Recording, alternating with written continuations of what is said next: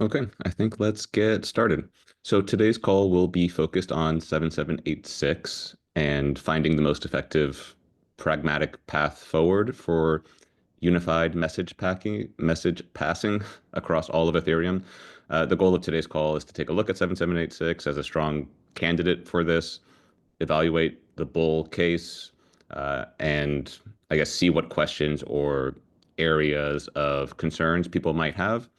I guess I also want to note that with any standardization effort, the default, of course, is lots of debate and discussion without ever shipping anything that gets into the hands of users. So I do think we all have a shared goal and recognize the urgency to fixing the fragmentation problem. And I think the best thing we can do here is to continue to bring that sense of urgency and pragmatism to this discussion without losing track of certain key values and the need for broad buy-in, of course. So, yeah, at a certain point, we'll need to pick a direction and accelerate on it so that we can continue to actually solve interop in 2025.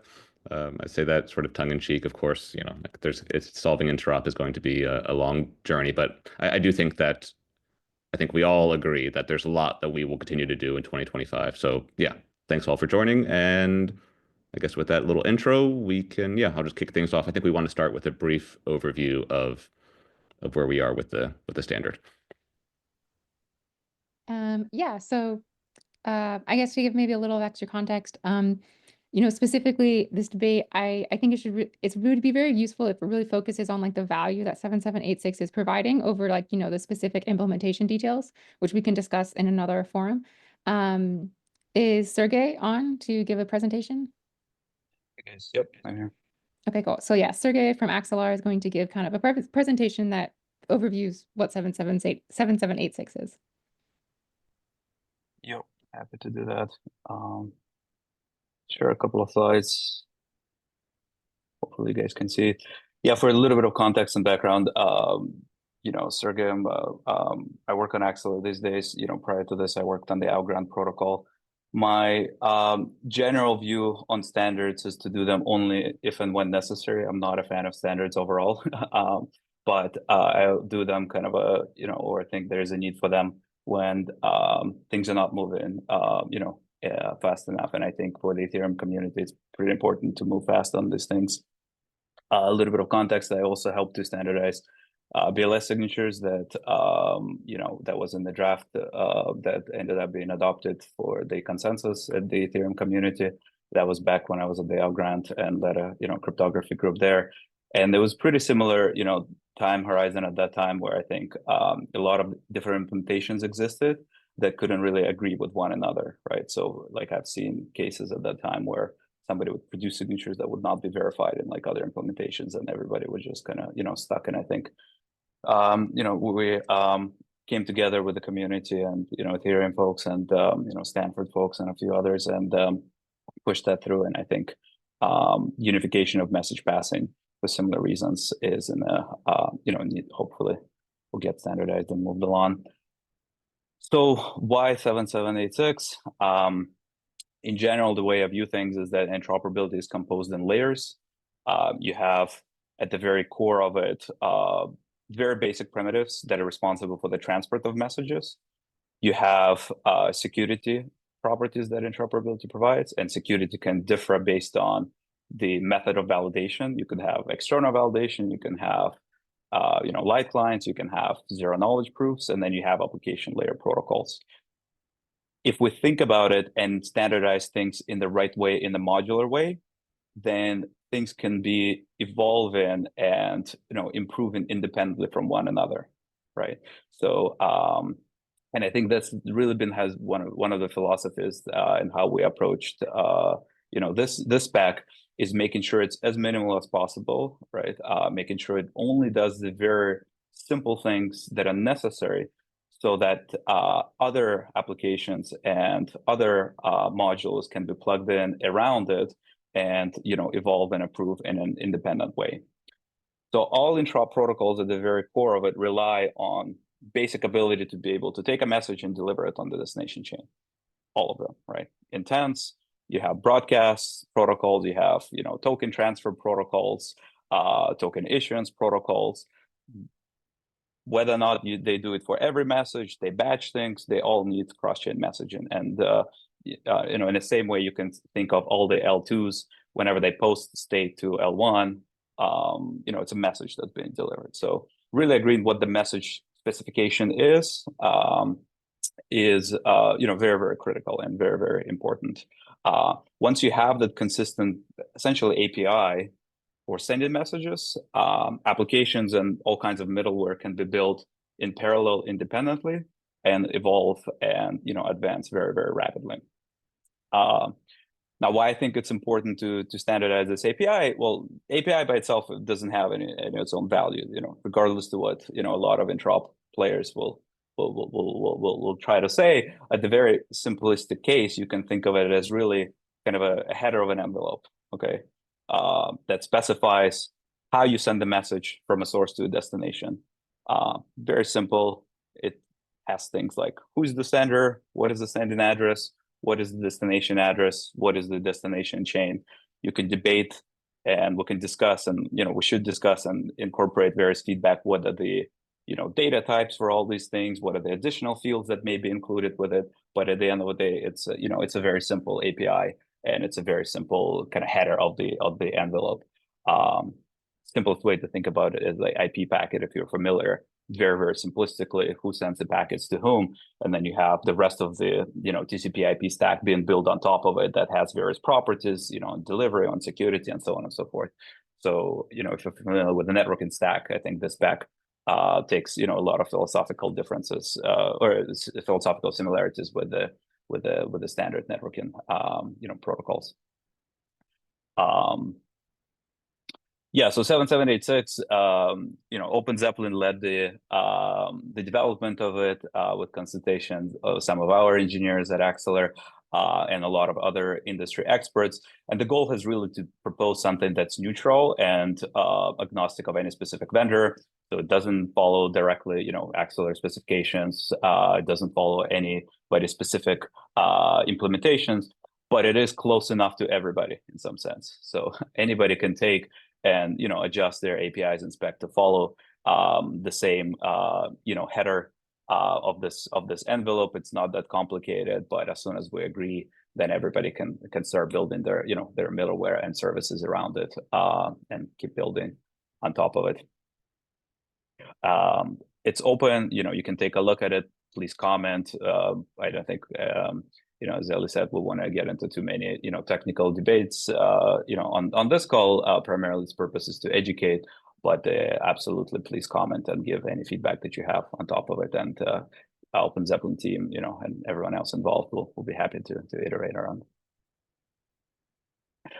Why it's important to do now, I think. So number one, I think timing is right.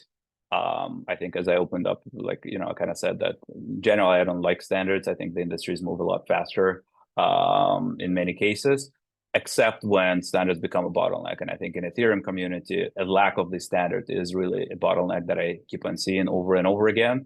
And incompatibility between different products and services that people are building across the ecosystem, I think set everything back. So I think standardizing it very, very simply will allow all the different vendors to keep on building their unique security properties, their unique, API services, intent services, everything else around it much, much faster.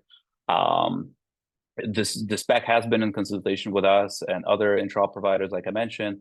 It's really battle tested. Like billions of dollars has been, processed by the protocols at this point. We know what the API needs to look like. We know how this API extends to other environments, EVM and non-EVM. So I think it has a very, very strong, base ground, and it can be extended further down as needed. But I think it's simple enough that hopefully won't happen too often. So that's it. I think that's all I wanted to cover. So I'll happy to answer any questions or pass it back to Ellie. Yeah.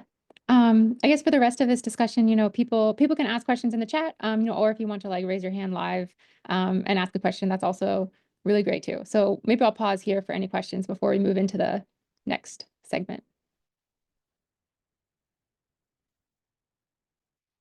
All right, no questions? Perfect. So to give kind of some context around this discussion, so many of us, on this call believe that 7786 is a very good standard and that it has a lot of value. But there are definitely, like as with any standard, there are very reasonable arguments against 7786. So, I want to discuss those during this call. And so maybe I can start out with just a few questions that I think we commonly get about 7786 and the value of it. So I think a first question is, well, why don't we standardize an existing protocol? A lot of the existing interop protocols today are very well designed and they're very good. And could we meet our goal faster by standardizing one of them? So I don't know, Francisco, if you want to comment on this, because you put it really nicely in the past. Yeah, sure. I think the what you're referring to is this idea of thinking about what the developers of the future interop protocols are going to be thinking of, and the decisions that they will want to make, right? Even though there are protocols out there that are what is called modular security, so you can sort of swap out the verification mechanisms that is used underneath to verify whatever happened on another chain. You know, protocols tend to want neutrality, right? They want to be sort of self-contained. They want to reduce their dependencies on other protocols, on other businesses. They want to control their stack and their interfaces. And so it really doesn't seem to me viable to say to the interrupt protocol developers, you should use protocol X or Y to offer your functionality, right? We want to have an interface that they can take off the shelf and use to offer their protocol without relying on another party. And I think so far that hasn't existed, even though there have been proposals. They had problems and they had limitations, and that's why each new party that entered this space had to come up with their own thing. And so the goal of ERC 7786 is to make something that is finally good enough to satisfy these, to get over these limitations that we've had in the past and satisfy whatever needs new protocols may have. And also, to make sure for slight deviations by building in some degree of extensibility, so that protocols could, slightly deviate if they really need to. But this idea of being able to take an interface off the shelf and use it, which is, what we have seen happen with like ERC20, ERC4626, all of the NFTs, I think is really critical, and we haven't had it so far. Yeah, that's great. And if I could add just something of my own, it's very important that the standard be credibly neutral. Like Francisco said, it's not very realistic to expect, certain interop protocols to adopt the protocols of their competitors. I also think it's very important to, just not make the ecosystem too reliant on any single protocol. The protocols will always exist underneath, but it would not be good if, all of the infrastructure that apps use for messaging relies on a single project and, that project doesn't exist anymore or, is not aligned with the values of the ecosystem. So yeah, I think the big point here is that the standard should be credibly neutral, which is why, standardizing existing things, we didn't think was a very good idea. Any comments, questions? I had one question, sorry, and maybe we'll get into this next. So feel free just to say if so. But yeah, I think neutrality is obviously critical here, and I guess I would say even sort of table stakes. But I'm wondering if we can maybe help explain why we are bullish, sort of the more I don't know, offensive reasons, why we are confident that this solves real problems, why the customers of this will actually adopt it beyond the sort of neutrality aspects of it. Yeah, these are really good questions. I will, okay, I'll share my thoughts and then maybe CJ, you could share yours because I think that you do a good job of describing this. So I would say that the customers of 7786 are mainly two things. They are the messaging protocols and the application developers. I'd say the application developers are the primary customer of 7786.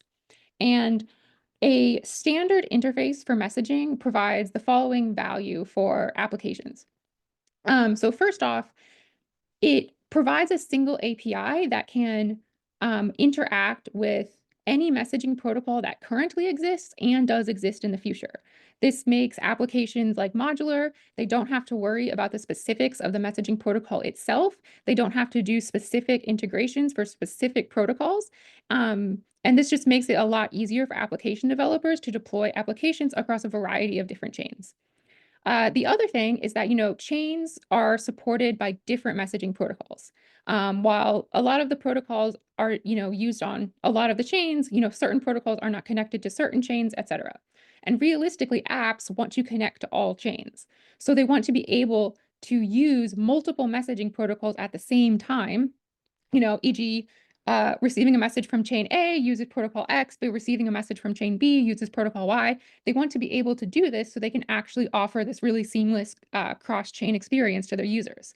So a single interface just makes all of this much easier. But I'll hand it over to CJ. Yeah, so I see there being like two main customers of this interface. The first is apps, like Ellie said. So like if you have one sort of interface to cross-chain messaging, like apps can, write their smart contract code, and then the interop provider is just totally modular. So like if they want to like move to a more secure provider, like innovation happens and all of a sudden like there is just a way more secure messaging provider, apps can move to that provider without having to like rewrite their code and upgrade their contracts and all that. There's no like lock-in. So it allows apps to inevitably be more secure. It allows cross-chain to be faster. Like no one's going to be locked into some like 2-year-old interop provider, right? Like just as innovation proceeds, like apps can just use that innovation, right? So that's one thing. The second thing is for protocol developers themselves, like having a standard API really simplifies things. This has come up in this group itself, right? There have been several people that have proposed like novel verification mechanisms for cross-chain messaging, and they were forced to also define their own interface for sending the message, which is silly. Like that's not where they're innovating. That's not what their work is. They shouldn't have to spend time on that.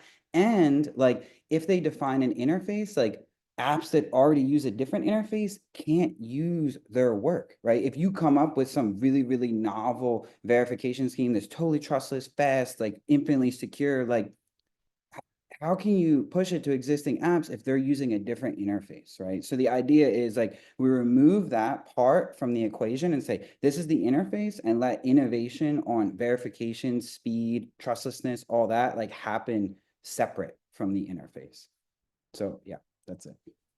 Yeah. And if I can add to that, I think one of the things I really hope to see, many messaging protocols today do have this like modular verification, but not all of them. And what I really think that this API can allow is like once some of those messaging protocols start supporting like real-time ZK proofs and things like that, applications can like very easily upgrade to those more secure verification methods, without having to rework anything in their contract. But anyway, Yeah. does anybody have any? Oh yeah, go ahead, I was CJ. just gonna say, yeah, like cross-chain verification is going to continue to innovate like forever. It will never stop. Like there will always be people coming up with better mechanisms, more secure, faster, cheaper, right? And we just want that to just sort of happen, right? To just be plugged in and modular, and not something that people need to move to. So Yeah, I also I- want to mention a particular use case, which is when, as a smart contract developer, you are creating your protocol, you want to deploy it on many rollups, and you have the need to use, say, the canonical bridge of that rollup to connect, talk back to the L1. Currently, you need to separately integrate each particular bridge, that each rollup uses, right? That will behave slightly differently. And that's additional work you need to do, and this sort of unified interface would make that easier and more efficient. Anybody have any feedback or, disagreements? There's a couple questions in the chat. One around how does it compare with 7281 XERC20? Okay, I don't recall what 7821 is off the top of my head. I would have to look it up. But compared to XERC20, so it actually is very similar to XERC20. Kind of all of these like interfaces are very, very similar, like Sergey said. I would say the main difference is that XERC20 is specifically for token bridging, whereas 7786 supports token bridging, but then it also can support like arbitrary message passing of data, which I think is very important to do as well. Yeah, we should see this as different layers. And you've got the message passing layer, and then on top of that, you've got the token bridging layer, and XERC20 7821 also is an alternative to it. So they're also in that layer. But then underneath you have the message passing. So take a kind of like an intent protocol, for example, would use XERC20 or 7821 to do like rebalancing of the liquidity across chains, but it would use 7786 for message passing of like notifying that a fill happened and that that settlement has to happen on the other chain. So there's room for those two depending on exactly what you're doing. Yeah, Wade, I has a good question actually, and maybe Francisco, you could also answer this one. It's 7786 uses Cape 2 and Cape 10. So do we think that those separate standards are going to be standardized as well? Yeah. So first, I'll mention one of the things that we really wanted to do with 7786 is make it very well defined how it supports different chains, different VMs, and which is something that previous ERC attempts at message passing like unification hadn't done successfully. And so that's why we chose Cape 2 and Cape 10 to do that. Even though like recognizing that they have some limitations and some issues. But there is the interoperable address standard sort of effort working group that's currently going on. And we are interested in adopting that because it fixes some of the issues that Cape 10 has for us. So even though you might see that in the spec right now, it is, this is one of the things that is sort of in the to-do list to improve. So there's definitely no consensus on Cape 10 being the cross-chain address standard. I invite you to look at the interoperable address progress. There's been a very recent spec that was just shared there in the chat that's looking actually really good. Yeah, and I guess I just also want to highlight that 7786, it has like, even though it is proposed, like it's still in the process where we can still make changes to it if the community feels like certain changes are important. It's not set in stone. So yeah, I just want to like everybody who is interested can go and provide feedback like on the standard, in GitHub.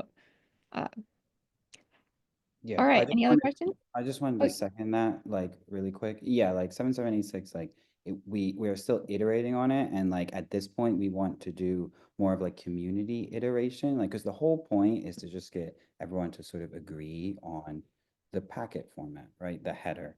So it's not like we decided it should be this, and this is our pitch, like take it or leave it. It's like let's just work together as a community and agree on like a common API for sending messages.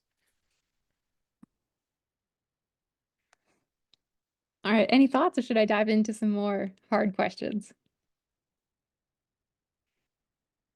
All right. So another kind of question that, or very legitimate argument against 7786 is that, well, any sort of existing application would need to upgrade to this protocol, and that's a lot of work. It's easier if the existing applications just, stay using the protocol that they're already using. And yes, so this is true. And I would say that this is kind of unavoidable. Current apps that are integrated with a particular messaging protocol, like it is for them to do any sort of upgrade, they will have to change their contracts. And they are already kind of like vendor locked into a certain protocol, which is specifically 7786 is trying to fix. So I think that this is kind of an unavoidable problem with any solution. Even if we would say standardize like an existing protocol, all of the applications that exist that use other protocols would need to upgrade to it. So yes, this is a very fair criticism, but I think it's unavoidable. And but secondly, I think that specifically new applications can very easily adopt this. And I think that, there will be a lot more new cross-chain applications like going forward in the future than there are today. And so all of these new applications can easily adopt it. And over time, existing applications, can slowly migrate to it. But yes, we don't expect that existing applications will like migrate to this new API on day one.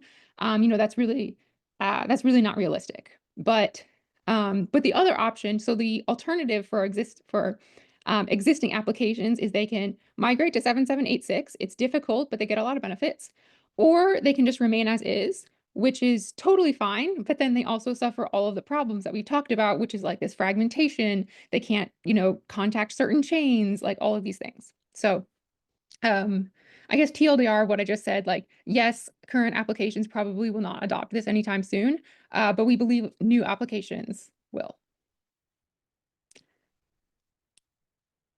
Any thoughts?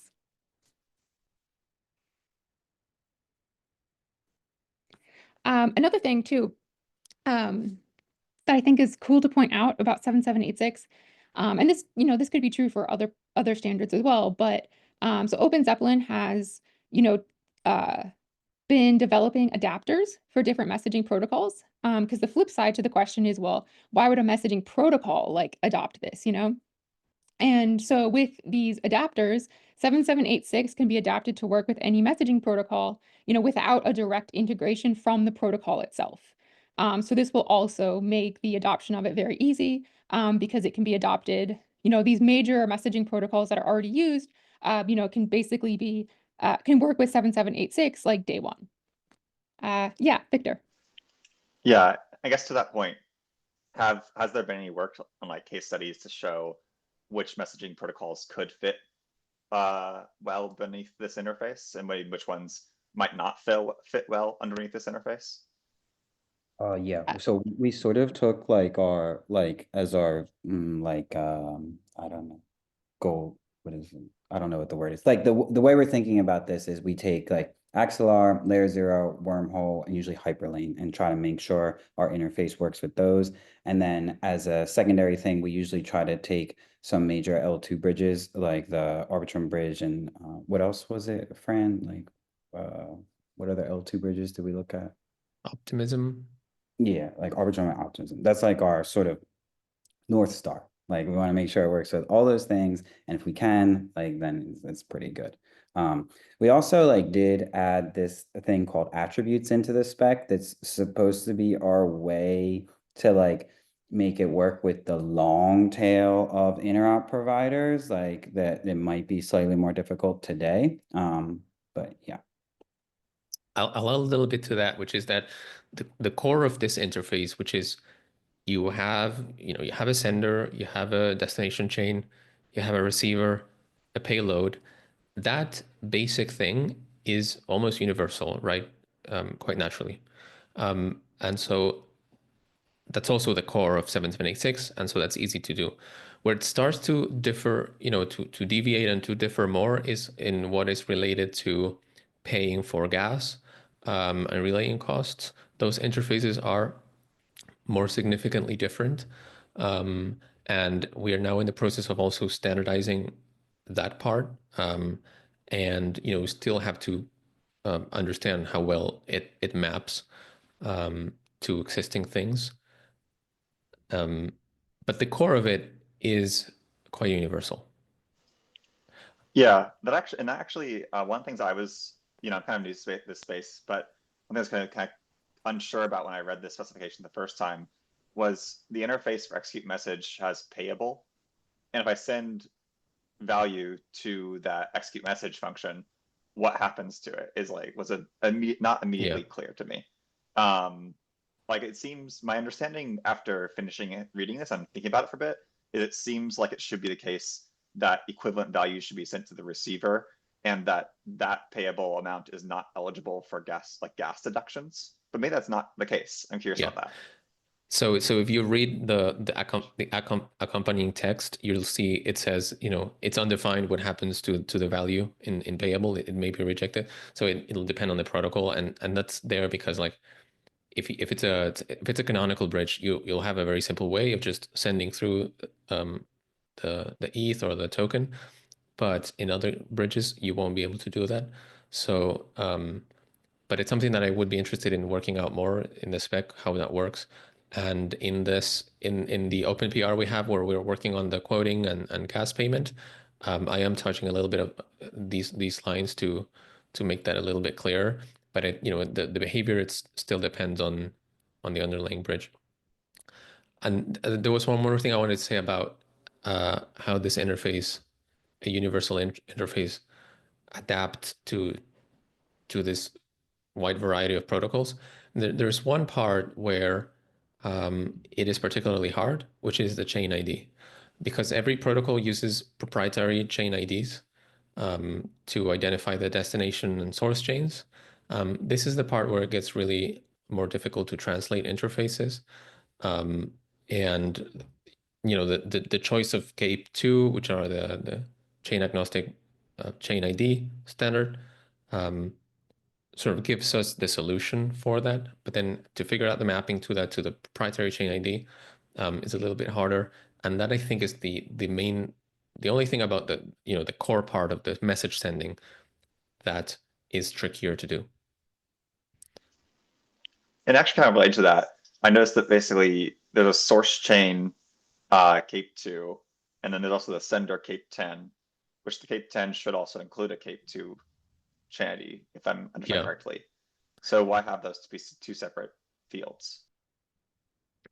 This is a really very technical detail that I don't think it makes sense to go into now. I'm happy to talk about it more later, but definitely have thought about that and considered it.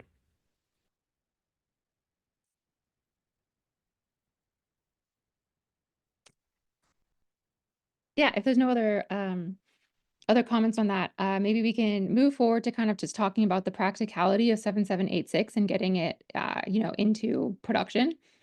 So I think with the message passing interface, we need to strike like a good balance. We need to strike a good balance between having something very soon so that all of these cross-chain apps that are going to pop up have something to use that's standardized. It only becomes harder to create a standard API, like the further we go down. So that's one end. But on the other end, we also want this API to be good. We want it to be very future-proof. We want it to be something that, will stand the test of time over several years. So with that, I think that the 7786 currently strikes a good balance because while it's not officially standardized yet, there are implementations of these smart contracts that exist today. From my understanding, like these could fairly easily be made, like production ready and put on mainnet. The adapters don't all exist today, but based on our conversations with some others in the group, it seems like creating these adapters would not take a whole lot of time. So the other thing, so I guess that's kind of another pro 7786 right now, is that it has a lot of like actual infrastructure already built behind it, which allows us to move a lot more quickly on it, which I think is important. Oh yeah, just one second. Like at Axelar, like we will have an adapter for this, so that way like you can send messages through the Axelar protocol if we don't support it natively. So you can send messages through the Axelar protocol using 7786. We're also in the process of shipping another product built on 7786 that is sort of like an aggregator that you can send messages across multiple interop protocols at the same time, and they're only considered verified based on some security scheme that the app defines, like 2 out of 3, and that would use 7786 as well. That's a nice product in my opinion, because I think that's like the most secure way to do cross-chain messaging. It's hard to like hack two bridges at the exact same time. But yeah, those are just two products. Yeah, no, yeah, that's a good point. Like this kind of aligns nicely with Vitalik's blog post that he posted a while ago about kind of like proof aggregation, having this interface that can easily do that. It's great because applications can, upgrade to these aggregated proofs very easily. So anyway, Orest, yes. Do you have a timeline for some sort of first, I guess, complete suite, like an alpha version for me to take and play with and actually see, the EIP and the relaying and ideally also some verification work together? Yeah, maybe Francisco. Yeah, well, it's an important question, great question, and it really, we really have to understand ERC 7786 is an interface, right? So when we talk about like an end-to-end suite, we would be talking about a particular instantiation of that. And we could talk about the Axelar adapter for that, right? And I can't give you a timeline right now, but it's, we have the adapter, we've deployed it and tested it, an end-to-end thing. Maybe we should talk about that offline to understand what you want to see and when we can get it done. Sure, thank you.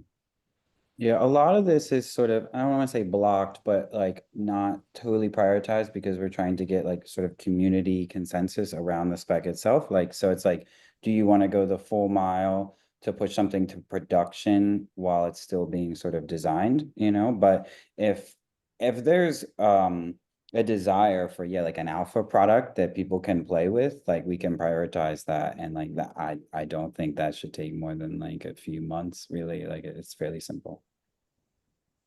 Yeah, I do want to go back to Marissa's question in the chat. So this question is that 7786 does not enforce like a certain verification mechanism. This means that all sorts of verification mechanisms can be used and they don't all have the same security. But the security of these verification mechanisms very much affects the applications. Applications don't want to allow certain message verification types, but they do want to allow others. So yeah, so the apps deciding what their own security module is still works with 7786. So applications would still say like, hey, I require this certain verifier. I require a ZK proof. And they would reject any messages that don't have that. So applications are still able to like specify, very specific security parameters because, this is a very important property that we need to keep because this is a very good point.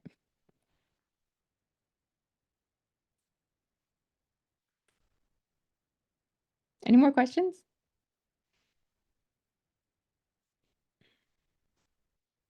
Yeah, I just had one which I typed out in the chat, but basically on attribute keys, it says that in the current spec, well, the version that's on the website, it says that every key must have the format of Solidity function signature, which is 4 bytes. So why is that enforced? I think this may limit generalizability beyond EVM. In the end, the only thing that matters is the resulting 4 bytes, right? Which it acts as a tag.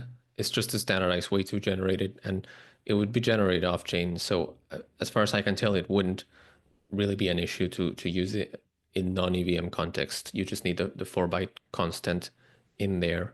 But then the rest of the encoding can be VM specific. I think it might make sense. I don't know, maybe because it also says that it's expected for certain attribute keys to be standardized via ERCs. There might be like two classes of attribute keys, right? One that's standardized, one that's maybe more custom, depending on the bridge or messaging protocol. Like basically, I think two questions is basically, is 4 bytes enough? Do we need more potentially? And like, should we reserve some of the attribute key space for like attribute keys that need to be standardized, and maybe another category for, okay, this actually can be anything arbitrary and does not have to be standardized at all, and the messaging bridges can implement whatever they want. My take here is like 4 bytes seems to be enough for function selectors, and I think it's roughly the same here, even though, you know, there are obviously the possibility of having collisions, but you're never thinking about this when you talk to a trusted contract, right? You already know what its ABI is, and it would be the same here with gateways. You're connecting to a particular gateway. You know what attributes it supports. So it's a similar thing there. I don't think we should be worried about the collisions. Okay, Matt asked a really good question in the chat, which is, I think I can summarize as, like, we say that applications don't have to make any changes to their contracts if they want to switch messaging protocols, but like, is that actually true? And like, what does that actually mean? So the changes should be very minimal, but like, there will be changes specifically in that, an application will have to specify a certain verifier, verifiers, may be specific to certain chains, et cetera. So like they will have to specify that. But the idea is that this is like a configurable item. It is not changes to the core structure of their smart contracts. The other thing is fee you mentioned is like fee calculations, and fee calculations should ideally just be very modular, and like you should have kind of like a singular modular interface that says like calculate cross-chain gas that can be implemented in any such way. But it's the same API interface that all of these apps would connect with. So no, they don't have to adjust their fee mechanism inside their app. But I don't know if CJ or Frangio have any more comments. Yeah, I was just Yeah, gonna say, regarding the fees, ahead. like I said, we're in the process of designing the fee API. So we can't answer the particular part about the fees just yet. But it's a really great point. We need to look into actually would this apply across the board. And I pasted the PR link over there. People are invited to let us know what they think about it there. Yeah, that is the ultimate goal though, right? Is to just be able to hot swap and it all just works. There's some element of maybe that won't work in certain cases, but that's what we're working for. Fees are harder, right? Even though we are working towards that with fees, it is harder versus something like send a message. It has proven pretty swappable in practice. You just send a message, there's like a little bit of a translation and that's it, but the app doesn't care.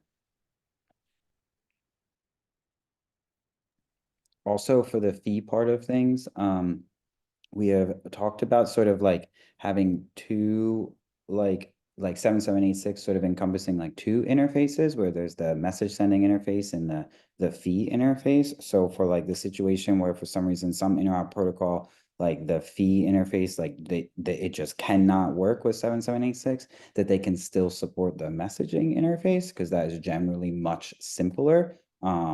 And yeah, and that's like your app logic as well. So yeah.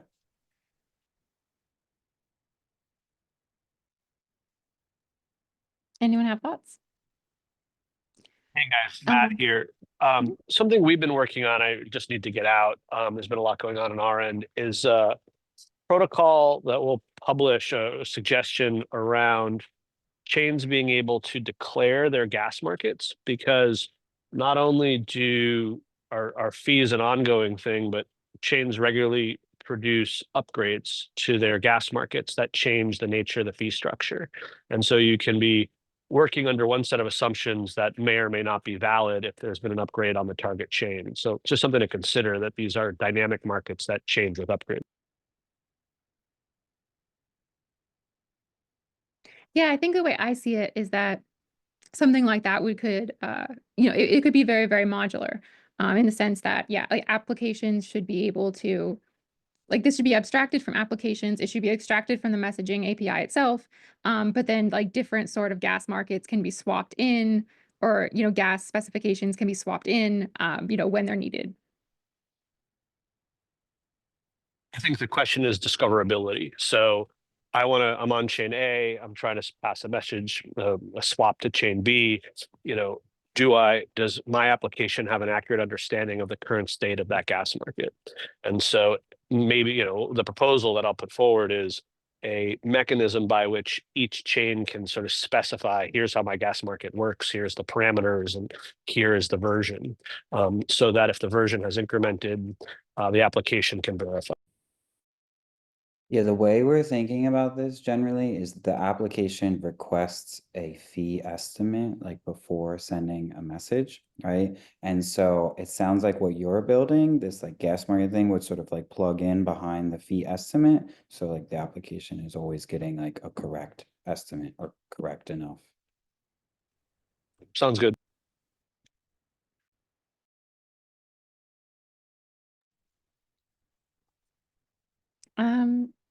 All right, if there's no other comments, maybe it would be useful. I know we only have about 10 minutes left to just briefly kind of discuss the properties we felt like a messaging protocol should have. So I can link this in the chat. It is still a PR, so subject to change. But so any sort of messaging interface, whether it's 7786 or not, we feel like should have safety, obviously. As long as you assume that the message verification is honest, the API should be able to deliver a message if and only if it was actually made at the source chain. The API should also have liveness. So assuming the liveness of the individual chains and the censorship resistance of the individual chains, a message should eventually be received on the destination chain. We think VM agnosticism is very important. As was mentioned earlier, previous standards have focused on only EVM APIs, which it makes sense because most use cases are EVM use cases, but I think in the future, non-EVM use cases are going to become quite important to support. Secondly, or fourthly, it should support any sort of verification mechanism, so proof agnostic. It should be protocol agnostic, meaning it should support any underlying messaging protocol.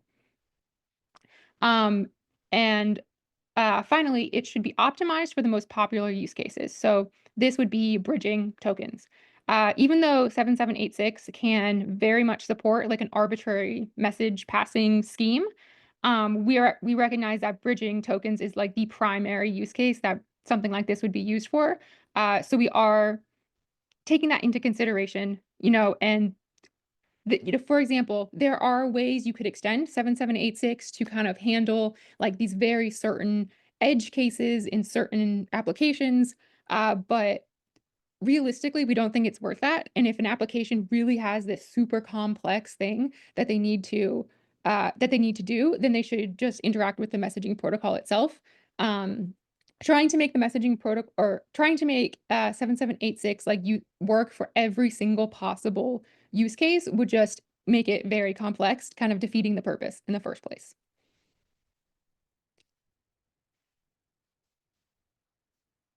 I see a few comments in the chat. Let me read them.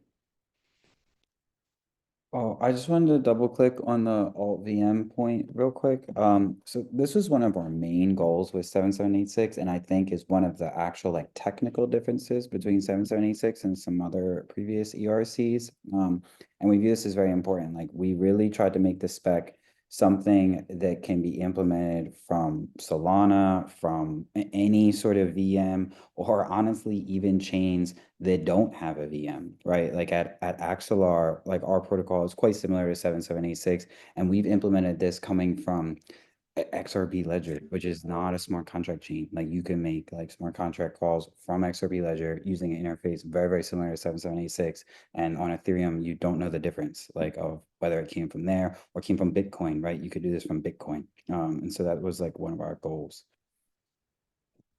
Yeah, and one thing I like about this goal is that so we often focus on specifically L2 interop, which is I think by far the most important thing right now, and it's 100%.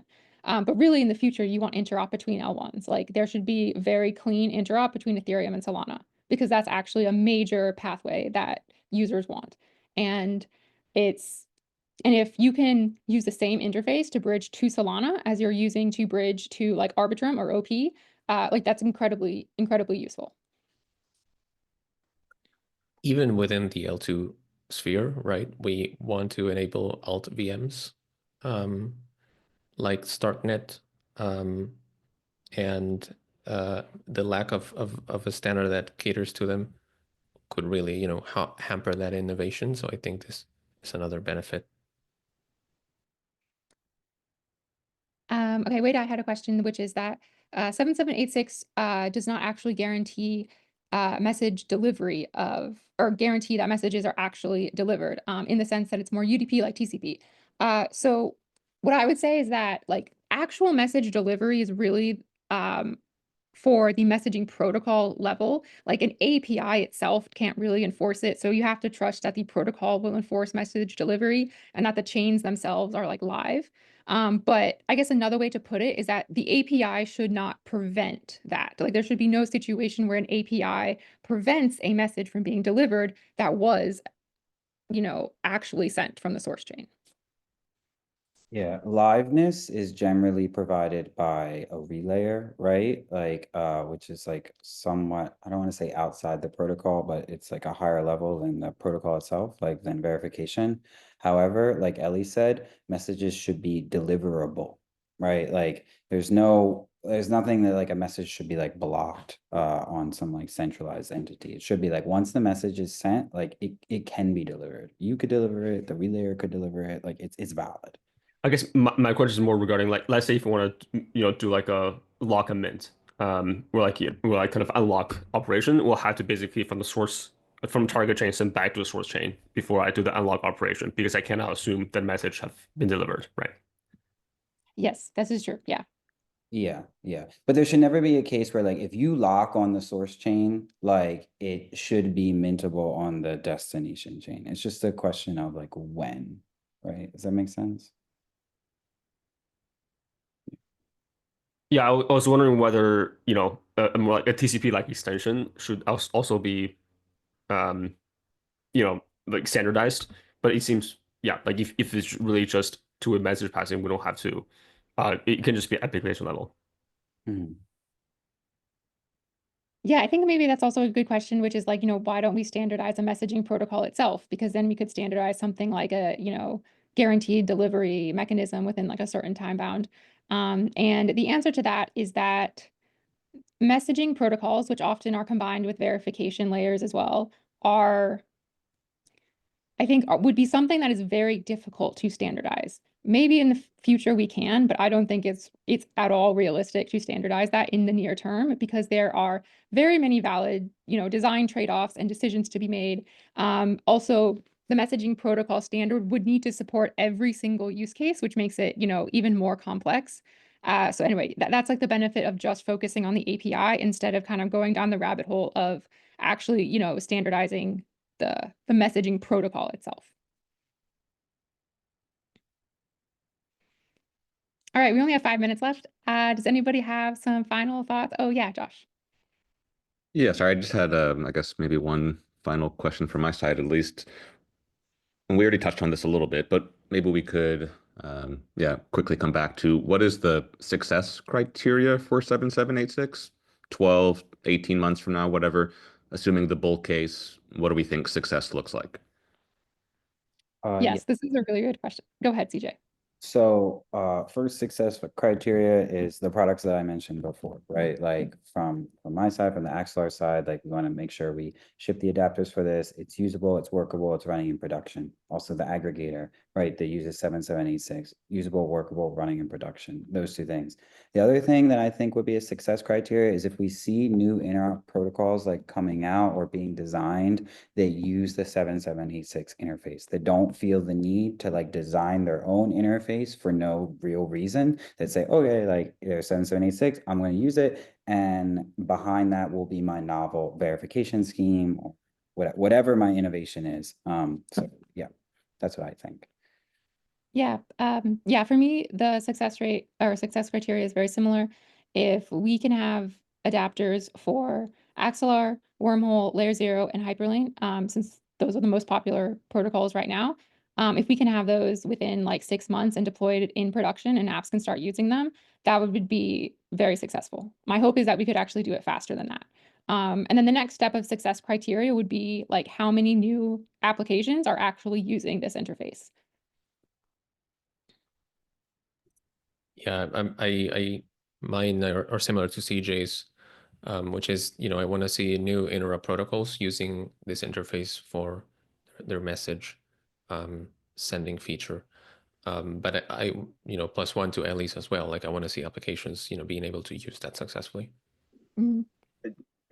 I'll just say, +1 on Ellie's, that I think we will do them once we settle on some of these final issues. We'd want to add support for all those messaging systems sooner than 6 months. And then the other thing that we are going to be looking for success criteria is we want to start enabling more of the Open Zeppelin contracts to embed cross-chain messaging. And then success criteria for us will be beginning to see adoption of those contracts and use of them and deployment of them. So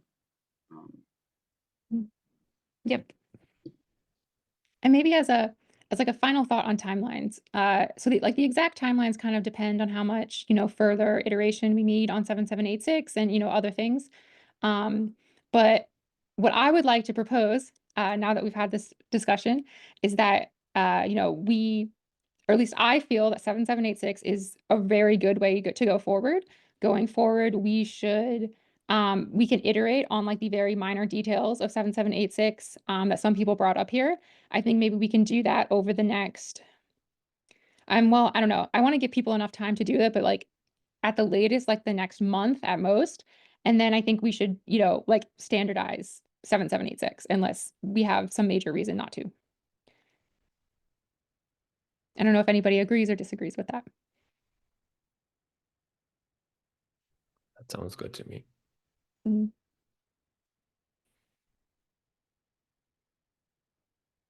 I guess to Josh's question in the chat, when we say new interop protocols, does anyone have thoughts on what sort of protocols? I think like an example, which you yourself brought up, would be Base's ERC, which is itself really just the verification part. Like that's the main part, but it has its own interface. If like that protocol would adapt to the 7786 interface, like that would be really, really successful, I think. For me, one that comes to mind is the super chain, right? And I would also say espresso, right? As a way to communicate between rollups. Yes, espresso. Assuming there's nothing crazy that happens when we end up not standardizing this, espresso will adopt 7786.